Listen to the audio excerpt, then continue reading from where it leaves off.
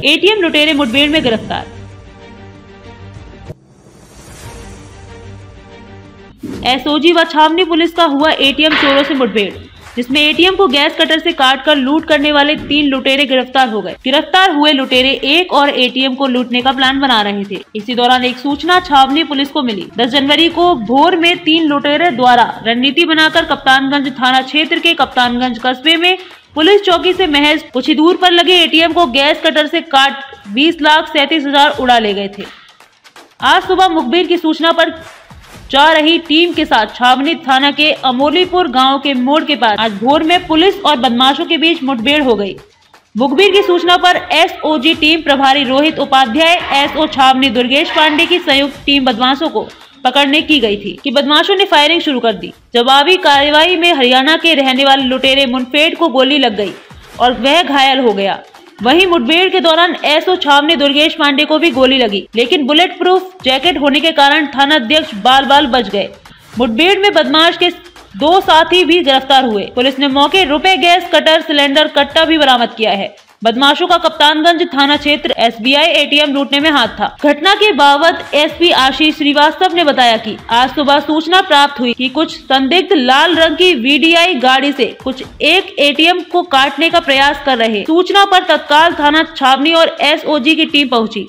इसी दौरान बदमाशों द्वारा फायरिंग कर दी गई, जिसमें जवाबी फायरिंग में एक बदमाश के पैर में गोली लगी और 2 ने सरेंडर कर दिया। बदमाशों के पास से एटीएम कटर मशीन और 2 लाख रुपए बरामद किए गए हैं। आगे सभी से पूछताछ चल रही है। आज 26 जनवरी की प्रातःकाल 4 बजे छावनी थाना क्षेत्र में एक एटीएम के आसपास कुछ गतिविधि होने की सूचना थाने पर प्राप्त हुई। तुरंत ही थाना प्रभारी छावनी और एसओजी की टीम ने मौके पर जाकर के जानकारी करी तो एक लाल रंग की स्विफ्ट वीडीआई गाड़ी संदिग्ध रूप में दिखाई दी, जिसको बाद में घेरने पर उनके द्वारा पुलिस की टीम पर हमला किया गया, फायरिंग कर दी गई। जिसके जवाब में जब पुलिस की टीम ने फायरिंग करी तो उसमें से एक अभियुक्त के पैर में गोली लगी और 2 अन्य अभियुक्त उसमें से गिरफ्तार हुए हैं। जो जिसके पैर में गोली लगी उसको सदर अस्पताल में इलाज चल रहा है, वो खतरे से बाहर है। इनके कब्जे से 2 लाख और कुछ रुपए बरामद हुए हैं और एक अवैध तमंचा बरामद हुआ है और गैस कटर वगैरह बरामद हुआ है। जब इनसे पूछताछ करी गई तो उन्होंने बताया कि बीती 10 जनवरी को थाना कप्तानगंज जनपद बस्ती में जो एक एटीएम काटकर चोरी घटना हुई थी तो उन्होंने ये बात कबूली की।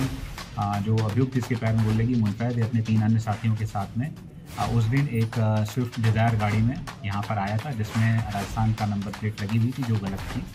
और उसके माध्यम से ये लोग आए और इन्होंने 3 बार उस एटीएम पर चोरी करने का प्रयास किया, लेकिन पुलिस की सक्रियता की वजह से कर नहीं पाए। चौथी बार जब वहाँ पर पुलिस उपलब्ध नहीं थी और कोई अन्य हलचल नहीं थी, तब उन्होंने अपने साथियों की मदद से 10 मिनट के अंदर गैस कटर से वो एटीएम काटा और वहाँ से पैसे लेकर के चले गए। इस जानकारी के आधार पर जो 3 अन्य अज्ञात जो हैं उनको हम लोग जान गए। इनके बारे में जानकारी करने के लिए हमारी टीम हरियाणा रवाना हो गई है।